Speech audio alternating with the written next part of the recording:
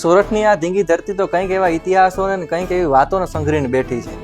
જુનાગઢ જિલ્લાના માંગરોળ તાલુકાના ચંદવાણા ગામમાં આ બોડીવાવની અંદર જે સંતો મહંતો 22 પ્રકારના થઈ ગયા એમનો આ ધૂણો છે. બાપુ, ધૂણા વિશે હું તમે 2 શબ્દ કીધા પાછા?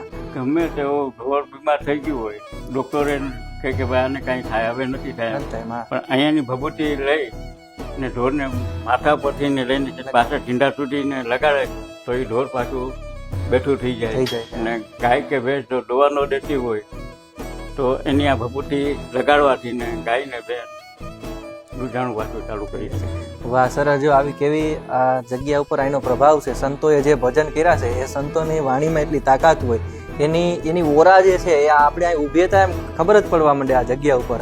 આ જો ગાદી અહીં છે ને હજારો અહીં કેટલા વર્ષો સુધી અમુક સંતો તેવા હશે જે નહીં દેખાતા હોય પણ બેસીને કેટલા સમય સુધી એની તપસ્યાઓ આદરી છે. એ તપસ્યાના ફળ સ્વરૂપે આજે આપણે આ જે બાપુએ કીધું એ ધૂણો અખંડ જોઈએ છે અત્યારે.